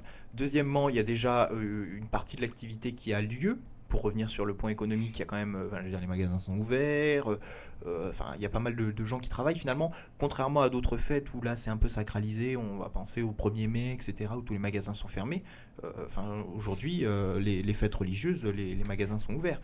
Deuxièmement, il y a quelque chose qu'il ne faut pas oublier, la chose qu'il ne faut pas oublier, c'est qu'il y a d'autres religions aujourd'hui qui sont en France. Et ce serait peut-être plus simple à gérer. Ce serait peut-être plus simple à gérer, mais justement, mais l'histoire, voilà. Mais je peux te dire ce que j'en pense, mais voilà.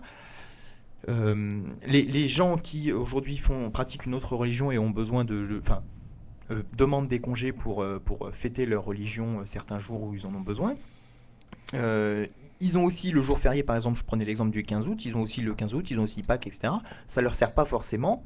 Est-ce qu'ils ne pourraient pas avoir un autre jour de congé? Donc en plus, moi je ne suis pas sur le registre. Alors bon, je sais, on parlait à la fois, moi je proposais quelque chose et dans le même sens, tu disais, oui, mais les gens qui tiennent l'économie... moi je ne vais pas dans le sens de supprimer les jours fériés, tout court. Je vais dans le sens de supprimer les jours fériés, mais accorder des jours de congé supplémentaires, qui va dans le sens finalement d'une lutte pour avoir plus de temps de repos. Des jours de congé où le laïc fera ce qu'il veut avec. Le religieux... celui qui a une religion et qui veut la pratiquer et qui veut avoir des jours pour en profiter, pourra prendre ces jours pour ces raisons-là. Ce que je veux, c'est que, on enlève les barrières qui voudraient qu'on ne puisse pas les prendre tous ce jour-là. Je veux dire, si tous les musulmans de France veulent prendre leur jour de congé ce jour-là, ils puissent le faire. Donc c'est à adapter comme système. Et deuxième chose, je ne m'en souviens plus, mais c'est pas grave. La deuxième chose, la deuxième chose, je sais plus. Moi déjà, c'est une vision avec laquelle je suis pas du tout d'accord avec cette vision-là. Je dis pas qu'elle est pas cohérente. Bon, je comprends ce que tu veux dire, mais c'est vraiment la vision idéale pour Serge Dassault, quoi. C'est effectivement la vie centrée sur le monde du salariat et le monde dans l'entreprise. Effectivement, c'est ce que veulent nos élites. C'est nous voir comme des travailleurs. Parce qu'aujourd'hui, un jour férié, c'est autre chose qu'un jour de congé? Non, mais ça, c'est parce que ça participe d'une désacralisation, d'une déspiritualisation de la société, qui est en soi aussi un problème. Donc je vais pas non plus me dire, maintenant que c'est fait, non, je pense que il y aurait possibilité, je pense, de reconnecter justement une certaine tradition. Moi, c'est en tout cas un de mes objectifs. C'est pour ça que je me suis d'ailleurs penché sur les religions plus récemment, alors qu'à l'origine, j'ai pas du tout été éduqué là-dedans, quoi. Je pense qu'on peut... Tu vois, aujourd'hui, Serge, je défends des valeurs religieuses. Je me porte presque comme un religieux, alors que je n'ai pas du tout été élevé dans la religion. Ma mère est c'est l'idéal pour moi, parce que je veux dire, la religion qu'on transmet à son enfant sans lui avoir posé la question, ça me pose problème. Alors que si tu me dis, tu t'y intéresses, tu me dis que tu t'y intéresses parce que effectivement, là c'est intéressant. Celui qui baigne depuis qu'il est tout petit dedans, je trouve ça inintéressant. C'est-à-dire que non seulement je pense que ça peut apporter à l'individu, mais je pense que même quand un pays et une nation est fondée, qu'une de ses bases, ses piliers, c'est justement la religion, je pense que c'est comme un être humain, c'est renier ses origines. Et je pense que c'est pas bon pour l'avenir. Donc à mon avis, la France a tout intérêt à renouer avec son passé et même ses traditions, un certain traditionnalisme. C'est ce que je pense. Et que là, ton projet de société, au contraire, nous amène vers un peu plus de ce dont, là où on est déjà, c'est-à-dire plus de libéralisme, plus de salariat, plus d'emploi, dont je parlais tout à l'heure, que je distinguais du travail. Et donc, moi je trouve que c'est faire offense même à l'histoire de France quand on compare jour férié et congé, quoi. C'est-à-dire que tu voudrais remplacer, rien que le terme congé annuel date de quand? Quand est-ce qu'il a été inventé ce mot? Il a dû être inventé, je sais pas, peut-être au 18e, au plus tôt, quoi. Je saurais pas le dire, mais je veux dire, à partir du moment où on a commencé à parler de salariés, on a commencé à parler de congés. Bon, après, il y a le XXe siècle, avec le Front populaire et tout ça, où là, on a commencé à parler de congés payés. Mais tout ça, c'est un vocabulaire qui, à l'échelle de la France, est très très récent. Or, c'est-à-dire que tu voudrais remplacer des fêtes qui sont traditionnelles et qui sont bimillénaires presque par quelque chose finalement de dénaturé, d'insipide, qui ne renvoie absolument à rien. Sinon, voilà, à une journée de temps libre, de loisirs. Je trouve que moi je trouve que c'est faire offense justement à une certaine tradition française, et je suis pas d'accord avec ça. Mais c'est pourtant bizarre quand on voit que le jour de Pâques, par exemple, le lundi de Pâques, personne ne va à la messe. N'est-ce pas contradictoire dans ce sens-là? Ah ben si, non mais c'est ce que je disais, c'est que ça n'empêche pas en même temps qu'il y a eu, final. qu'il y a eu une déspiritualisation, une désacralisation de nos sociétés, voilà, cette perte de transcendance dont je parle souvent. Et quand on s'intéresse dans l'histoire, pourquoi est-ce qu'elle a eu lieu, on voit qu'elle arrive justement avec la philosophie des Lumières, on voit en fait de quelle manière est-ce qu'elle s'est installée en France, et je pense que c'est dommage que ça se soit passé comme ça. Je suis pas un nostalgique, j'étais pas né de toute façon, mais je pense que si aujourd'hui nous sommes dans une telle merde, c'est en partie justement parce qu'on s'est on s'est séparé de cette verticalité, on s'est déconnecté de ces traditions. Donc oui, c'est vrai, les gens eux-mêmes, voilà, maintenant ils vont plus à la messe et ils regardent Gangnam Style, c'est vrai. Non mais c'est vrai, on peut faire directement, voilà. Alors, Marc, alors, juste pour tu as aller- retrouvé tes mots. Oui, je vais retrouver mes mots. Non, alors pour aller vite, en fait, il y a, ce que tu dis, Maxime, c'est en gros, il faut quand même garder ça parce que ce sont quand même des dates charnières, bimillénaires, etc. Enfin, si je résume vite fait, c'est ça. Puis surtout qu'on les sacrifierait au nom de... Oui, non, mais justement, en fait, le truc, c'est que, étant donné que même toi, tu n'es pas un religieux, enfin, si tu t'intéresses à ça, tu n'es pas un religieux au sens propre du terme. Et étant donné que tu as cette vision et que tu te dis, oui, c'est quelque chose d'important, etc. Mais au vu de la population, si on fait une sociologie des gens qui vont à la messe, par exemple, on se rend compte que plus personne n'est intéressé par ça. Beaucoup moins de personnes sont intéressées par ça, parce qu'il y a quand même une certaine population. Pas beaucoup de personnes sont intéressées par ça. Au final, il y a des gens qui... pour certains cas, c'est pas une généralité évidemment, à la place d'avoir un jour férié où ils gagnent pas d'argent, ils seraient peut-être plus contents de pouvoir travailler pour ce qu'ils sont, parce que malheureusement on est dans une société où il y en a de plus en plus de pauvres et qui n'arrivent pas à bouffer, etc. Donc si ce ne sont pas des croyants, si ce sont des gens qui sont dans le besoin et ce sont eux qui demandent à travailler, dans cette logique-là, Dans cette on se logique-là, dit- on pourrait on se- aborder tout un tas d'autres sujets qu'on a déjà abordés par le passé. Et à ce moment-là, si on se situe juste d'un point de vue économique, d'un point de vue politique, et on sort des questions spirituelles, religieuses. Non, mais je veux bien, mais on en parle déjà souvent. Et là, ça reste purement religieux, loi hein, c'est pas Pompidou-Giscard, là on parle pas de religion. Mais si la petite ménagère, elle a pas assez d'argent et tout ça, ok, peut-être que elle s'en fout de la religion et c'est pas croire en Jésus-Christ qui va lui amener du pain, quoi. Donc c'est clair que pour elle, j'ai aussi une solution, c'est la loi Pompidou-Giscard d'Estaing, mais en aucun cas, je vois pas l'intérêt de supprimer les jours fériés. Non, mais c'est-à-dire que on est dans une époque où même si la loi Pompidou-Giscard fait que ça, fait qu'il n'y a plus de prêt à taux zéro, etc. Le problème, c'est que actuellement, on n'arrive pas à virer cette loi parce que l'Europe nous bouffe. Alors, il faut peut-être trouver des solutions malheureusement alternatives parce qu'on sait très bien que nous, en tant que, il n'y aura pas de révolution, enfin pour l'instant, et on ne sait pas ce qui va se passer. Et du coup, il faut penser plutôt à soi avant de passer aux autres.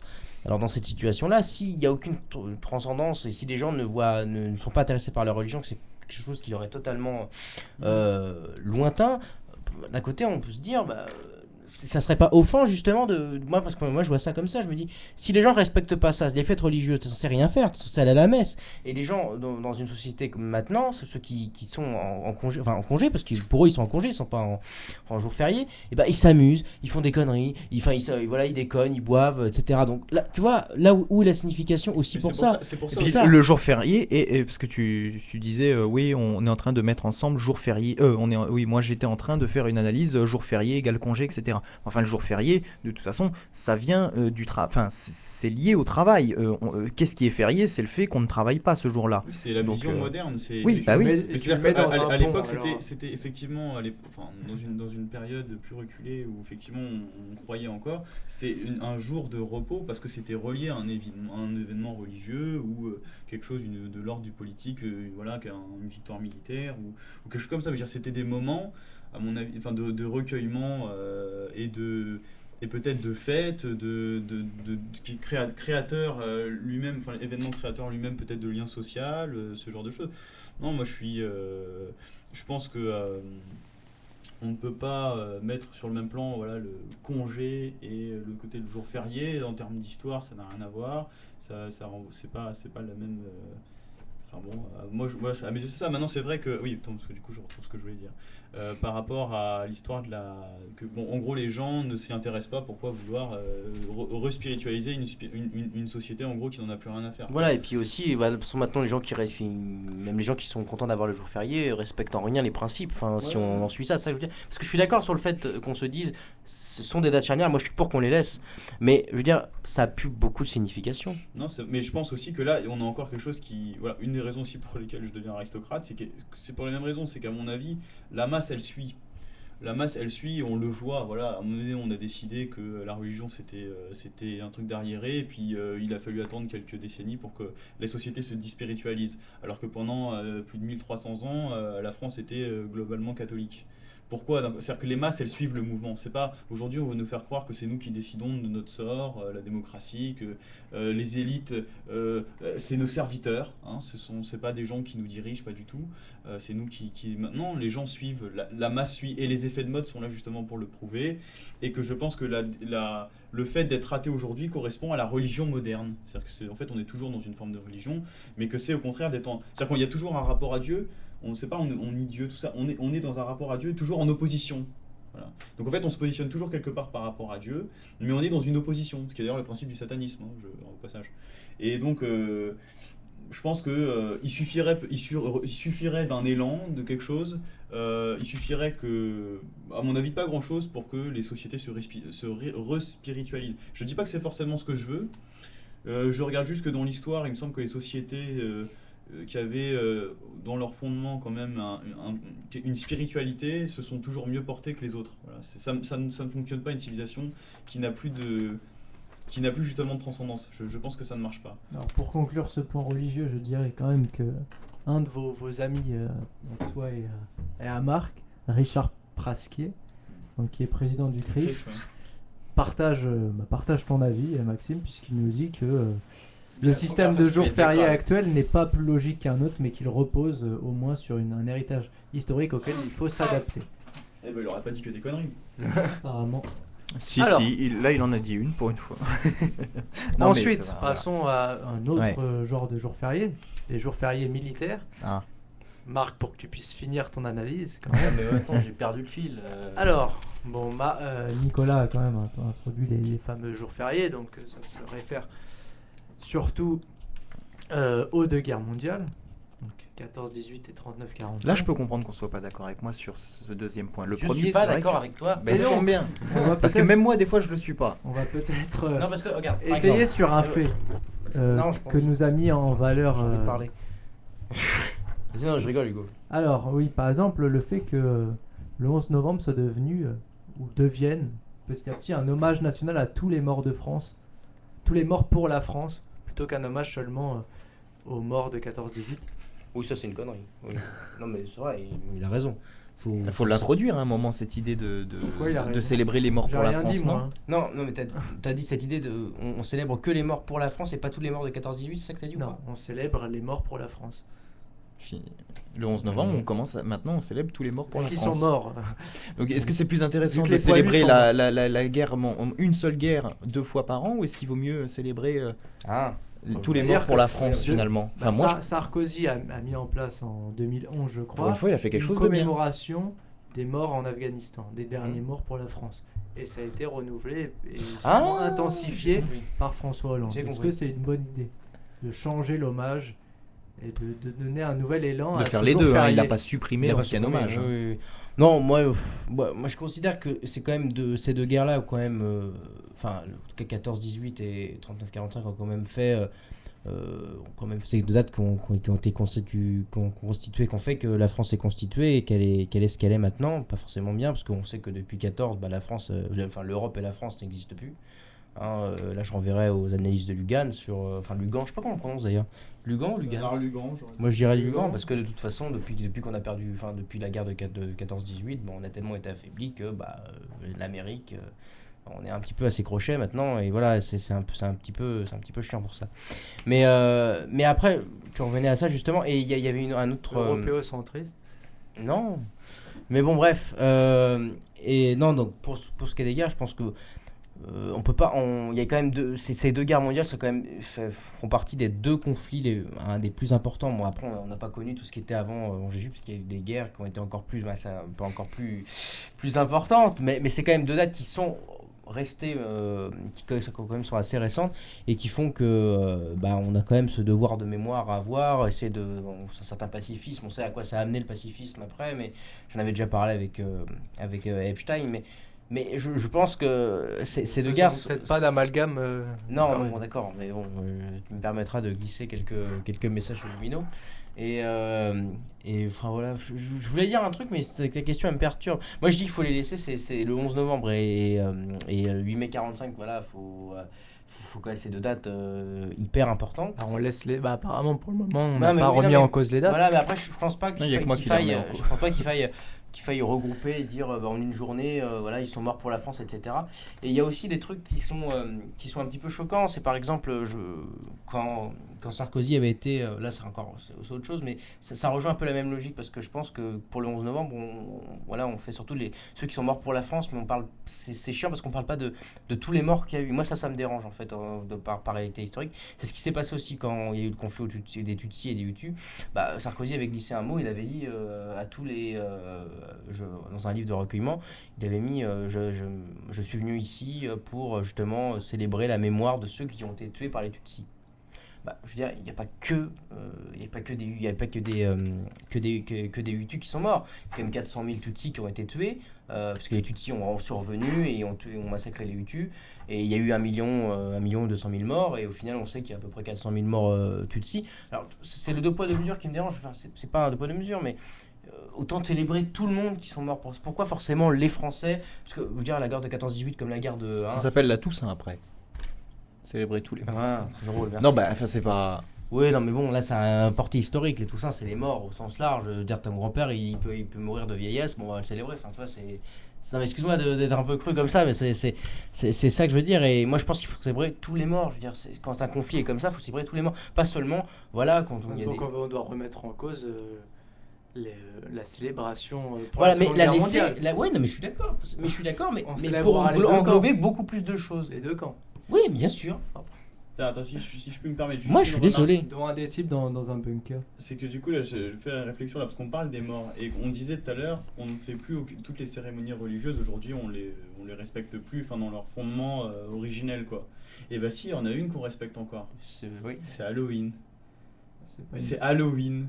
C'est la fête des morts. Et je parlais de satanisme tout à l'heure. Enfin, donc du coup, juste... Mais tu vois, c'est pas férié Halloween, donc finalement on peut très bien s'en sortir sans jour férié. Non, mais je sors du débat jour férié, tout ça, c'était juste le côté... c'est le débat. Vous voyez, oui, je suis sorti du débat. C'est d'un côté, il y a des fêtes, oui, c'est vrai, toutes les fêtes chrétiennes, tout ça, bon, maintenant, on prête plus vraiment attention.